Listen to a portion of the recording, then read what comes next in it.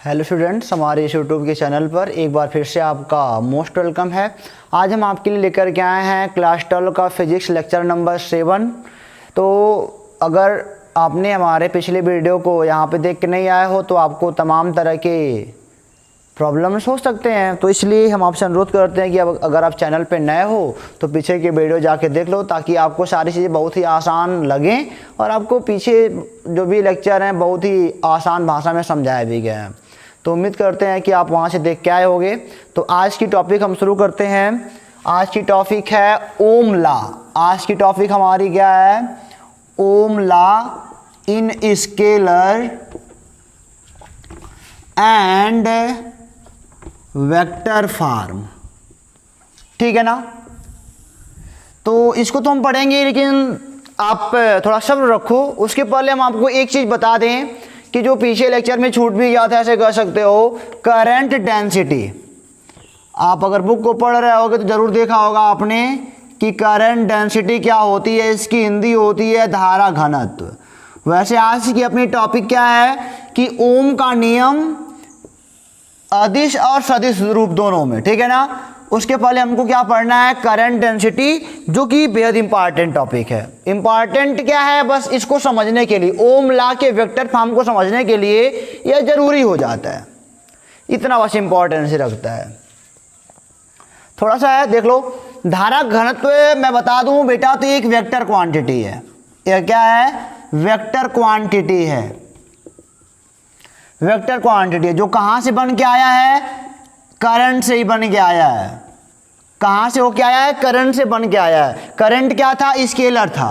Current क्या था? Scalar quantity था। ठीक है ना? करंट स्केलर क्वांटिटी है, लेकिन करंट डेंसिटी क्या है? वेक्टर क्वांटिटी है। पढ़ाई करने के लिए क्योंकि हमने देखा कि करंट एक स्केलर क्वांटिटी है, क्योंकि जो करंट है ना, vector addition of vector law को फॉलो नहीं करती है। करंट जो है एडिशन ऑफ वेक्टर लॉ को फॉलो नहीं करती है। आप जानते हो 3 एम्पियर 3 एम्पियर, तो यहां से निकलने वाला धारा 6 एम्पियर। अगर एडिशन लॉ ऑफ वेक्टर को फॉलो करती ना, तो यहाँ पे एंगल पे डिपेंड करती और यहाँ पे कुछ और आता। तो फिजिक्स में उन्हीं राशियों को हम वेक्टर क्वांटिटी कहते हैं, सदिश राशियाँ कहते हैं, जो एडिशन ऑफ वेक्टर लॉ को फॉलो करती हैं। जो नहीं करती वो नहीं कहलाती हैं। तो हमने क्या देखा? करंट एक स्केलर या टेंसर क्वांटिटी है, और करंट, हमने सोचा कि करंट को कुछ ऐसा नाम दिया जाए, करंट में कुछ थोड़ा मोड़ा चेंजिंग लाया जाए जो कि वेक्टर बन जाए। तो करंट से क्या बना दिया गया? Current density. जैसे इलेक्ट्रिक फील्ड क्या था? इलेक्ट्रिक फील्ड वेक्टर क्वांटिटी था। इलेक्ट्रिक फील्ड क्या था? वेक्टर क्वांटिटी था। और इसी के फॉर्म में पोटेंशियल आ गया, यह क्या हो गया? Scalar quantity. दोनों का काम एक ही तो था। अगर आपको याद होगा तो दोनों का काम लगभग एक ही था, लेकिन इलेक्ट्रिक फील्ड वेक्टर क्वांटिटी थी और पोटेंशियल क्या था? स्केलर क्वांटिटी था। उसी प्रकार करंट एक स्केलर क्वांटिटी है और करंट डेंसिटी क्या है? एक वेक्टर क्वांटिटी है। चलो देखते हैं क्या होता है। खत्म होने वाला है बस। देखो, ये मान लो कोई बेटा कंडक्टर हमारे पास है। ठीक है ना? इसमें मान लो आई करंट फ्लो कर रहा है। आई करंट फ्लो कर रहा है, तो मैंने बोला कि जो वेक्टर जे होता है ना, करंट डेंसिटी, वेक्टर जे से रिप्रेजेंट करते हैं, वह होता है current flowing per unit area. Current flowing per unit area. पर यूनिट एरिया मान लो यहाँ पे मैंने क्रॉस सेक्शन एरिया ले लिया, कोई पूरे में नहीं बात करेंगे। पूरे की बात करोगे तो करंट की बात हो रही है, ये जान लो। पूरे की बात करोगे तो करंट की बात हो रही है। वो मैक्रोस्कोपिक प्रॉपर्टी है।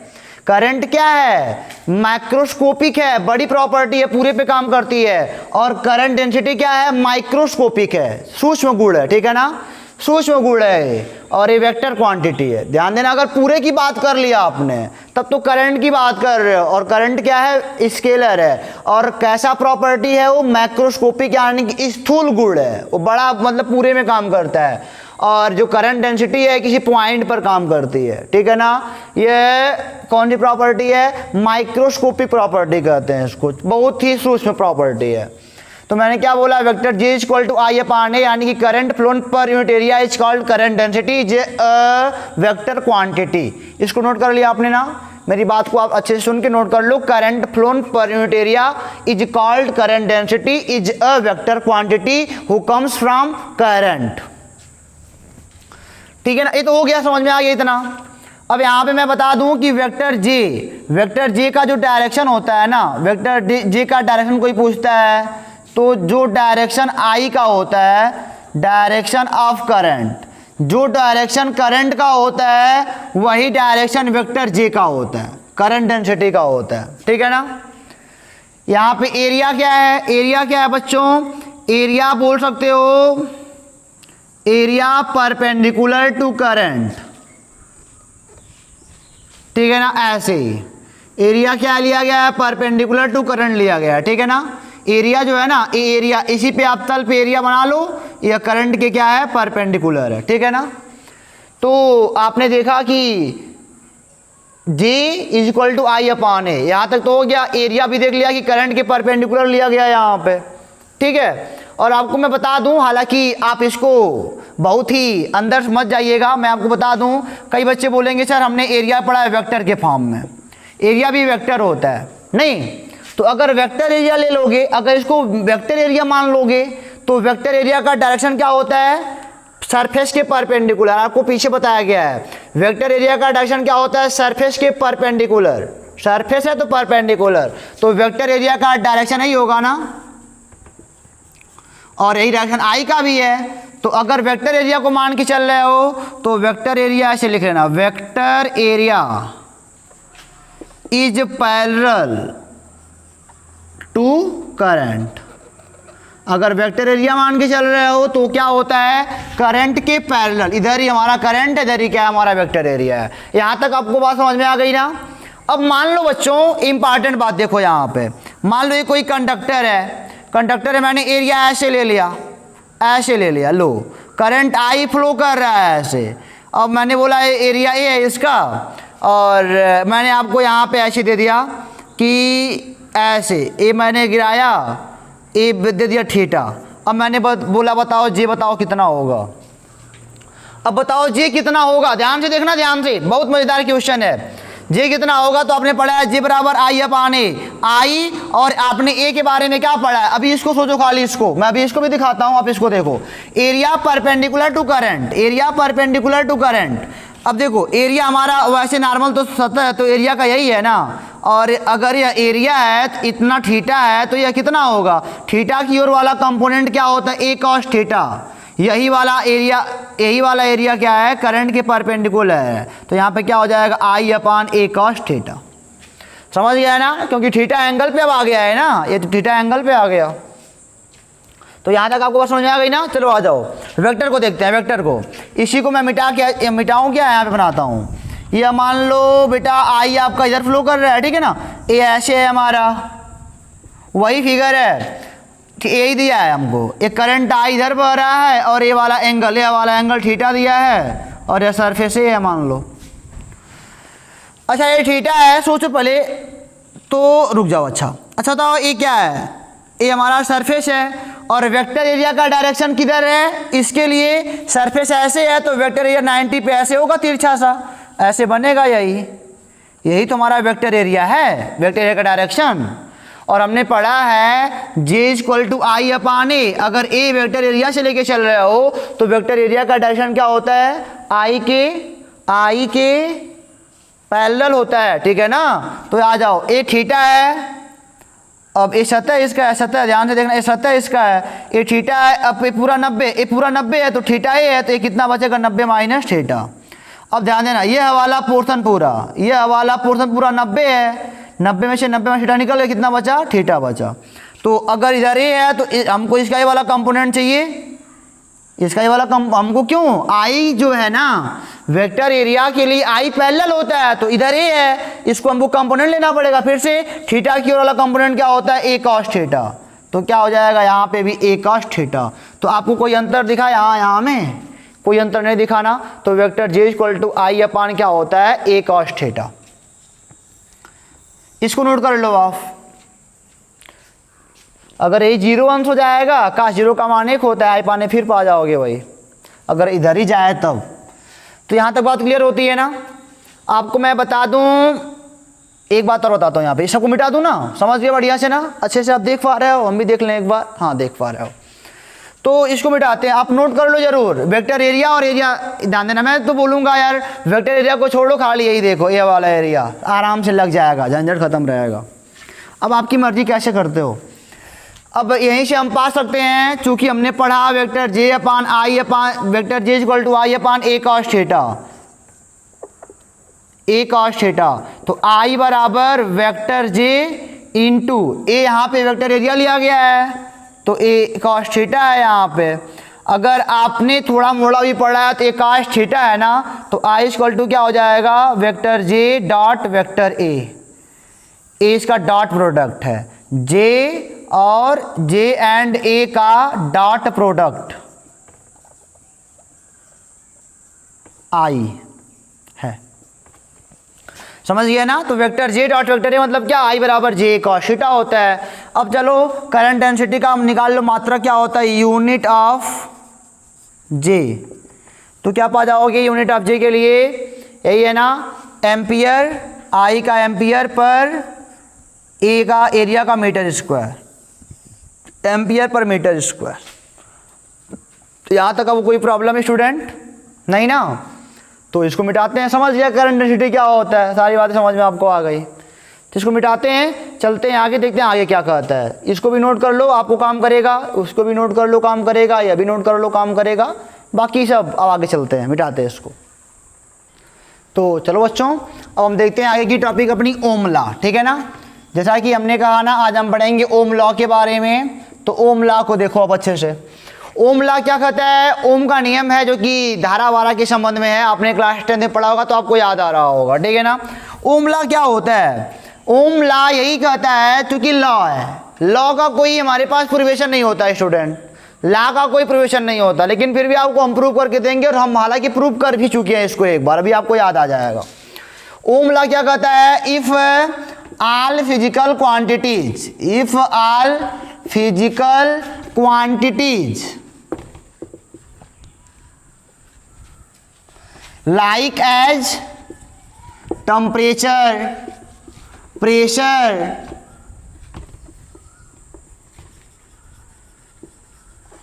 ठीक है ना। मैंने क्या बोला, if all physical quantities like as temperature, pressure are dot dot are same या फिर constant, then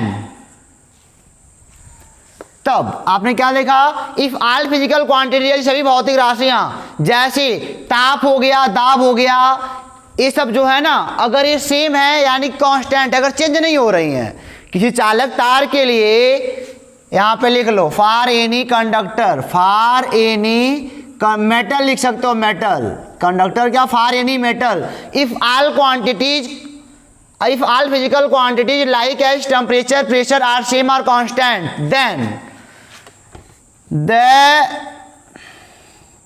potential difference, then the potential difference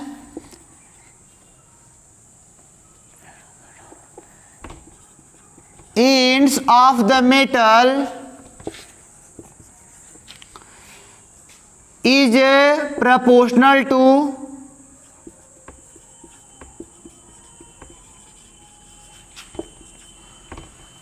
current I।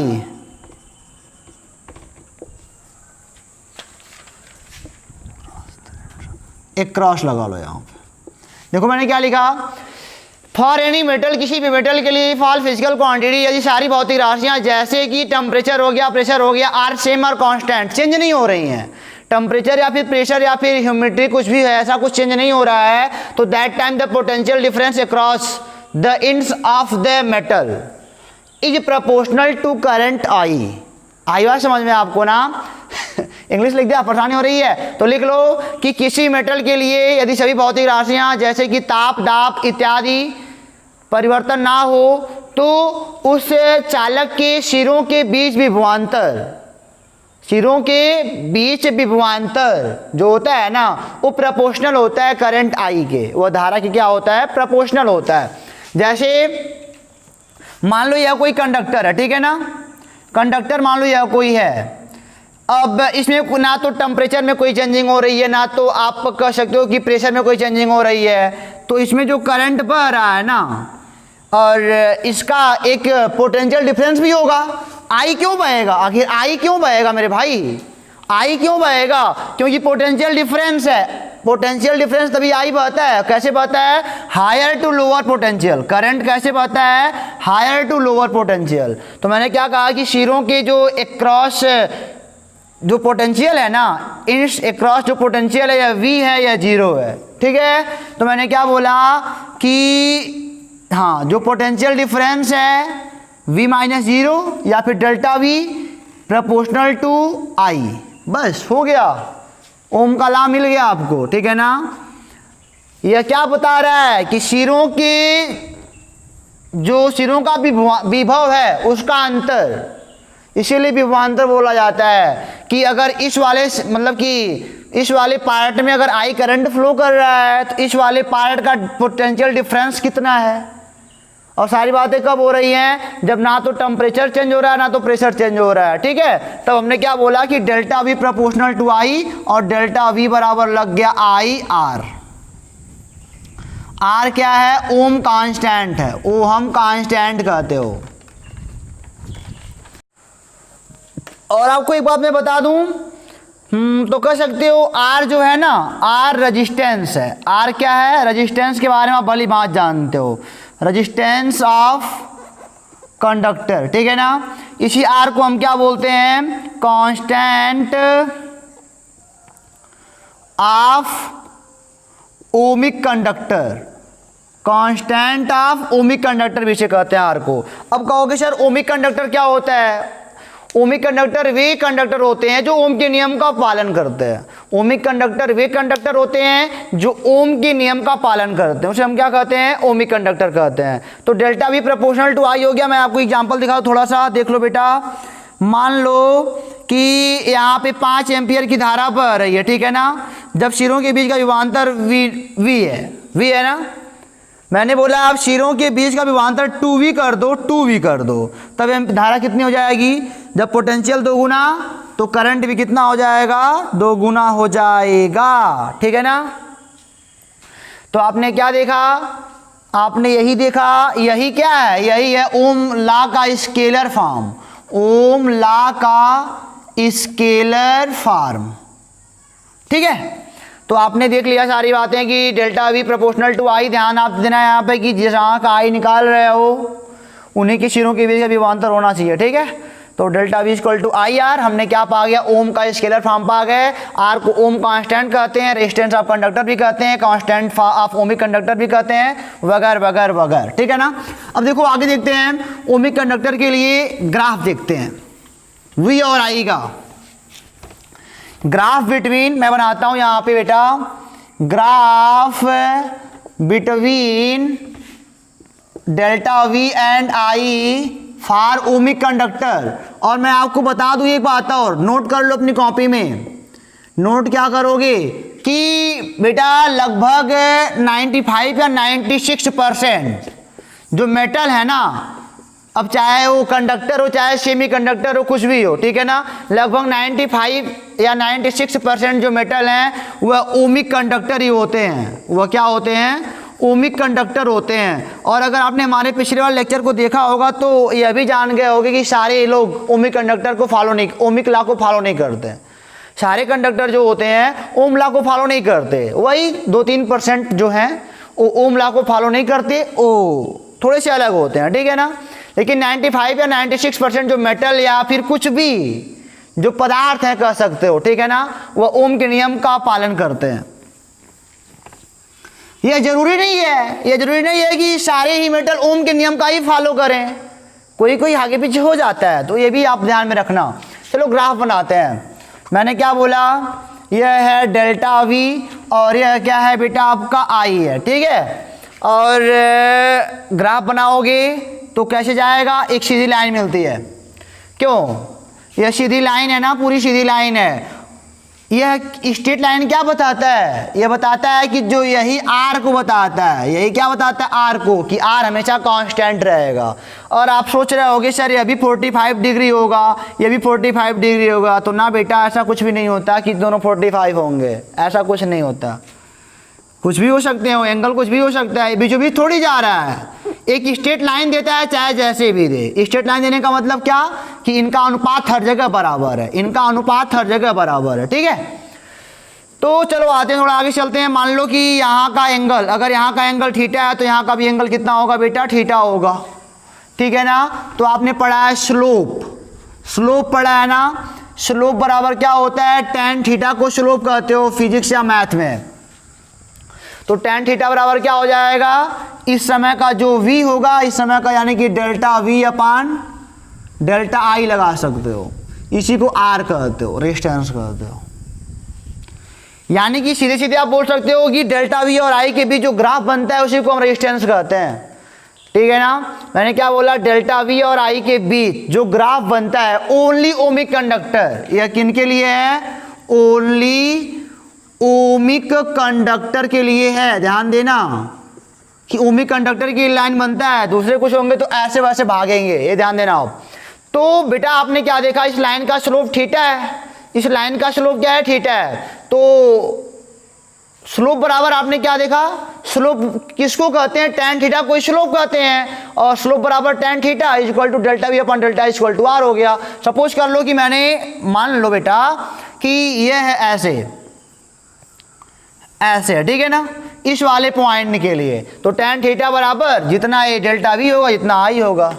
अब डेल्टा लगाने का मतलब क्या, मान लो यहाँ से यहाँ तक पूछ रहा हो तब क्या करोगे, तब वो थोड़ा मोड़ा जानना पड़ता है। तो डेल्टा लगाने का मतलब यही होता है कि मान लो 5m, मतलब कि 5 की बात कर रहा हो। मान लो ऐसे समझ लो कि मान लो ए यहाँ से यहाँ तक चला, फिर यहाँ से यहाँ तक की बात करा, ठीक है। तब यहाँ से यहाँ का डिफरेंस निकालना पड़ेगा ना, कितना हुआ ये, उसके लिए। हालांकि इसका यूज कहीं पड़ेगा नहीं आपको, ठीक है ना, ये बात अपने मन में बैठा लो कि इसका यूज कहीं पढ़ने वाला नहीं है, क्योंकि आर हर जगह कांस्टेंट है, आर हर जगह क्या है, कांस्टेंट है। चाहे इस वाले सेक्शन में आओ, चाहे इस वाले सेक्शन में, चाहे इस वाले सेक्शन में, आर का मान चेंज नहीं होने वाला है फॉर ओमिक कंडक्टर। तो इस सब के लफड़े मत पढ़ो, सीधे बोल सकते हो slope is equal to tan theta is equal to v upon i is equal to r, ठीक है ना। अब डेल्टा लगाने का मतलब तुम जान ही रहे हो, परिवर्तन की बात होती है।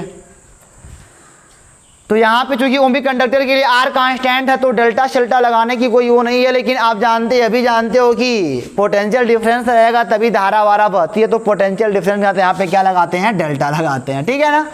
ये सब घुमा फिरा के बातें इसलिए हम करते हैं कि आपका भाई माइंड वहाँ तक रन करे, तो रन करता है आपका माइंड। तो आप क्या बोलोगे, the slope between delta v and i is called resistance for ohmic conductor. क्या बोलोगे आप, the slope of delta v and i graph is called resistance for ohmic conductor to be constant, जो क्या होता है, कांस्टेंट होता है, ठीक है। तो यहां तक अगर बातें हो गई हो तो मिटाएं, इसको भी समझ लिया आपने। चलो आगे देख लेते हैं, एक बात और देख लेते हैं क्या होता है, प्रूफ कर लें इसको, प्रूफ कर लेते हैं बच्चों। प्रूफ में क्या पढ़े हो, आई बराबर, चूंकि हमने पढ़ा है V D E N A, तो यहाँ पे वी डी बराबर क्या होता है, E V upon M L tau. पीछे जाके देख सकते हो, आपको मुझे पता याद नहीं होगा, पीछे आप पन्ना पलटोगे एक बार। और ई हो गया, और बचा क्या, ई एन ए बचा, ओके। अब यहाँ पे आ जाओ, वी डी का मान यहाँ पे रख लो। वी डी का मान क्या है, E V upon M L tau E N A, ठीक है। तो ये हो जाएगा आई इज इक्वल टू ई का square we tau N A upon M L, ठीक है। आगे आ जाए, चलो देखो जरा, ये हो जाएगा I m l is equal to ई का square we tau N a. ये हो जाएगा बच्चों, ये हो जाएगा m l upon e square tau N a is equal to v upon I. नहीं, अरे भाई एम एल देखो यहीं रह गया, बाकी इनकी पोर्शन को यहाँ लेते हैं तो वी अपान आई हो गया। अब यहाँ पे देखो जरा, m क्या है, यह mass of electron, mass of electron जो कि कांस्टेंट है। l क्या है, length of conductor, length of conductor, length of conductor बेटा कभी नहीं बदल सकता जब टेम्परेचर चेंज ही नहीं हो रहा है, ये अभी हो जाएगा constant because temperature is not change. तो आप सोच सकते हो कि लंबाई में कोई फर्क नहीं पड़ सकता। चलो ई पे आते हैं, ई बराबर है charge of electron, charge of electron किसी का बाप नहीं बदल सकता। टाउ क्या है, रिलैक्सेशन टाइम, रिलैक्सेशन टाइम, ये अभी कोई नहीं चेंज कर सकता क्योंकि ताप क्या है, कांस्टेंट है, ताप कहीं बदल नहीं रहा है, तो क्या ये टाउ बदलेगा? तो टाउ क्या होता है, रिलैक्सेशन टाइम होता है, क्या मतलब कि कोलिजन बिटवीन टू कर्नल। बार बार वही बात दिलाता हूँ कि टाउ क्या है, आराम करने का समय होता है, इलेक्ट्रॉन का रिलैक्सेशन टाइम होता है। अगर यहाँ से यहाँ तक इलेक्ट्रॉन, एक कर्नल यहाँ पे एक कर्नल यहाँ पे है, तो इलेक्ट्रॉन क्या होगा, टकराता है ना, टकराने के बीच जो समय लगता है उसी को हम बोलते हैं एवरेज होता है। ये सभी इलेक्ट्रॉनों की बात होती है, रिलैक्स करता है इतने बीच ना, इसीलिए इसको बोलते हैं रिलैक्सेशन टाइम बोलते हैं। एन क्या है, number of free electron per unit volume, ये अभी नहीं चेंज होने वाला है क्योंकि टेम्परेचर कांस्टेंट है, प्रेशर कांस्टेंट है। एरिया भी क्या है, ये अभी कांस्टेंट है यार, ये अभी कांस्टेंट है, जो कि एरिया कैसे लेते हैं, करंट के परपेंडिकुलर लेते हैं, ठीक है ना। तो और लेंथ कैसे लेते हैं, करंट के लॉन्ग लेते हैं। फिर से मैं आपको याद दिलाता हूँ, तो सारे लोग कांस्टेंट हो गए बिकॉज टेम्परेचर यानी कि all physical quantities are constant, so this portion total क्या हो जाएगा, कांस्टेंट हो जाएगा। तो बचा क्या, v अपॉन आई बचा, यानी कि v upon I is equal to constant, और वही कांस्टेंट कौन ले लेता है बेटा, v upon I is equal to r ले लेता है, ठीक है ना। तो आपके पास समझ में अब आ गई होगी, ये प्रूव हो गया फार्मूला हमारा।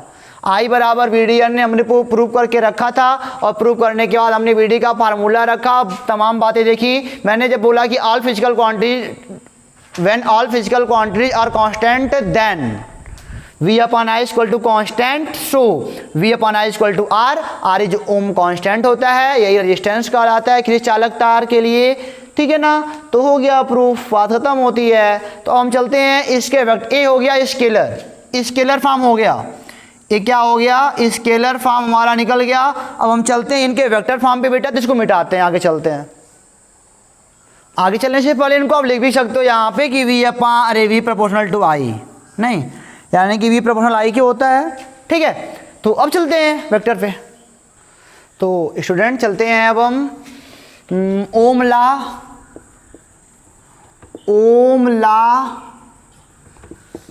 इन वेक्टर फॉर्म।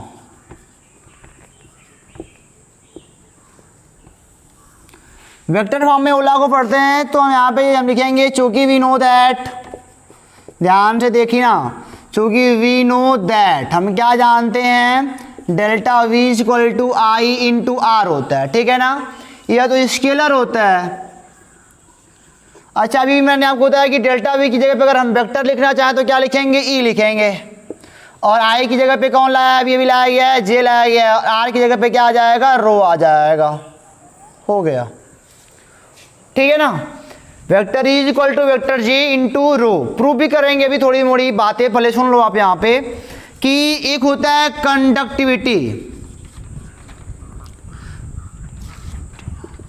कंडक्टिविटी यानी कि चालकता बोलते हैं इसको, ठीक है ना, चालकता, या फिर इसे बोलते हैं स्पेसिफिक कंडक्टेंस।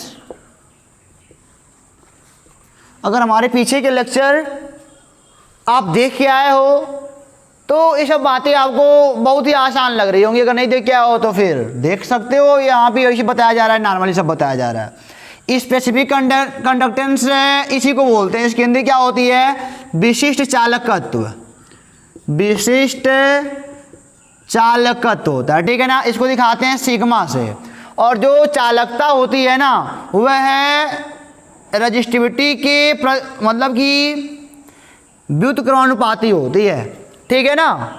यानी कि रजिस्टिविटी के व्युत्क्रम को क्या बोलते हैं, चालकता बोलते हैं। यह पदार्थ की प्रकृति पर डिपेंड करती है, depends on depends on nature of metal, nature of substance, ठीक है ना, depends on nature of substance. चालकता मतलब कि इसमें चालकता का कितना, चालक का कितना गुण है, ठीक है ना, ये होता है सिग्मा इज इक्वल टू 1/रो होता है। तो यहाँ से आप लिख सकते हो vector J is equal to vector E into 1/रो, तो हो सकता है vector J is equal to vector E into हो जाएगा सिग्मा। ये फार्मूला नोट कर लो, यही क्या है, वेक्टर फॉर्म है, ओम लॉ का वेक्टर फॉर्म यही है वास्तव में। तो यहाँ तक नोट हो गया ना। आगे देख लो बेटा, अब कहोगे सर प्रूफ करा के दिखा दो, प्रूफ भी कर लेते हैं इनको जरा। तो हमने पढ़ा है बच्चों, चूंकि अभी पढ़ क्या है, V/I इज इक्वल टू ml/टाउ n e स्क्वायर a, है ना। और अगर मैं बात करूं तो आपने पढ़ा R बराबर रो इंटू L/A होता है, रो बराबर आपने पढ़ा m/n e स्क्वायर टाउ, पीछे लेक्चर में पढ़ के आया हो। तो ये हो जाएगा V/I is equal to ml/m, देखो ए वाला पूरा पोर्शन टाउ का अरे रो का काम कर जाएगा, रो इंटू L/A, और मैं लिखूं कि V/L को यहाँ ला दिया और रो इंटू I/A को यहाँ ला दिया। कोई प्रॉब्लम आपको नहीं ना। तो अब देखो जरा, ये वास्तव में डेल्टा V होता है, डेल्टा V होता है तभी तो करंट फ्लो करेगा। और हाँ, मान लो बच्चों यह कोई कंडक्टर है, ठीक है, और इलेक्ट्रिक फील्ड इसका इधर है, तो मैंने बोला कि डेल्टा V का मान बताओ, ए मान लो L लंबाई का है, तो कहोगे सर E इंटू L हमने पढ़ के लाया है यहाँ तक, तो E बराबर क्या हो जाएगा, डेल्टा V/L। तो डेल्टा V/L की जगह हम लिख सकते हैं इलेक्ट्रिक फील्ड E, और ये रो हो गया, और I/A अभी करंट डेंसिटी पढ़ के आ रहे हो J, यानी कि फिर कह सकते हो J बराबर वेक्टर E/रो, यानी कि 1/रो को हम ऐसे भी लिख सकते हैं J is equal to E into sigma. ये हमारा बच्चों क्या है, vector form of ohm law. अब ध्यान दीजिएगा जरा, बढ़िया से देखिएगा, वेक्टर E और वेक्टर J का डायरेक्शन सेम है। यहां पे लिख देता हूं मैं, द डायरेक्शन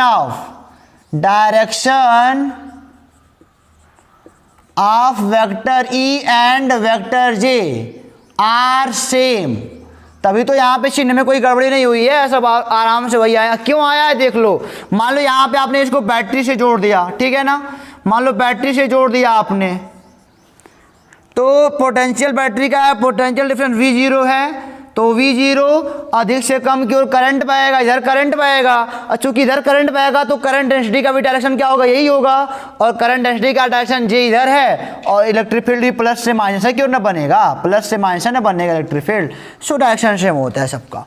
तो यहाँ तक अगर बात आपको समझ में आ गई तो इसको मिटाएं। तो हमने क्या देखा, ओम लॉ को स्केलर फॉर्म में देखा, ओम लॉ को वेक्टर फॉर्म में देखा, सारे फार्मूले यहाँ पे मैंने बता दिए। ये क्या है आपका बच्चों, कंडक्टिविटी या फिर स्पेसिफिक कंडक्टेंस है, जिसको हम विशिष्ट चालकत्व या चालकता बोलते हैं। यह डिपेंड करता है केवल मतलब कि substance of nature, nature of substance पे डिपेंड करता है। और चूंकि अभी आप समझ सकते हो कि 1/रो लिखा है, तो रो ताप वहाँ पे डिपेंड करता है, तो अभी ताप वहाँ पे डिपेंड करेंगे, ठीक है ना, समझने के लिए बहुत कुछ है। तो आपने इसको देखा अच्छे तरीके से। हम चलते हैं थोड़ा सा आगे, एक ग्राफ आपको बना दें। मान लो कोई नॉन ओमिक कंडक्टर है, और हाँ मैं आपको एक हिदायत देता हूँ कि जो भी बातें मैंने बोली आप उसको अपने नोट्स पे जरूर लिख लिया करो। जो भी छोटी बड़ी बातें मैं बोलता हूँ ना, उसको नोट पे लिख लिया करो, नहीं तो कल तक पक्का भूल जाओगे। तो मैंने बोला कि graph of non ohmic conductor, यानी कि जो नॉन ओमिक कंडक्टर है उनका ग्राफ कैसे बनता है, ठीक है। तो लो बनाते हैं, डेल्टा V और I ग्राफ कैसे बनेगा जानते हो, ऐसे उल्टा पुल्टा जाएगा। ये जब जितने भी टेढ़े मेढ़े ग्राफ हैं V और I के भी, सब नॉन ओमिक कंडक्टर हैं। जितने भी I और V के बीच टेढ़े मेढ़े ग्राफ हैं, सब नॉन ओमिक कंडक्टर हैं, ठीक है। तो मान लो ये तो हो गया नॉन ओमिक कंडक्टर कोई, मान लो ऐसे कोई लगातार गिर रहा है आई और ये मान लो डेल्टा वी है, मान लो ये ग्राफ लगातार गिर रहा है तो ये लोग गैस लोग हैं, गैस लोग हैं, ठीक है ना। ये मेटल नहीं, ये गैस है, तो ये हमेशा नेगेटिव होता है, ये हमेशा क्या नेगेटिव होता है, नेगेटिव, इनका रेजिस्टेंस हमेशा नेगेटिव होता है। हालांकि इनके बारे में हमको कोई पढ़ाई नहीं करनी है, ठीक है ना। तो यहाँ तक आपको बात समझ में आ गई होगी। तो इस वीडियो में इतना, फिर मिलेंगे आपसे अगले वीडियो में कुछ अच्छे कॉन्सेप्ट के साथ। वीडियो पसंद आया हो तो लाइक, कमेंट, सब्सक्राइब जो भी होता है सब करो। फिर मिलेंगे अगले वीडियो। ऑल द बेस्ट, खुश रहो, पढ़ते रहो।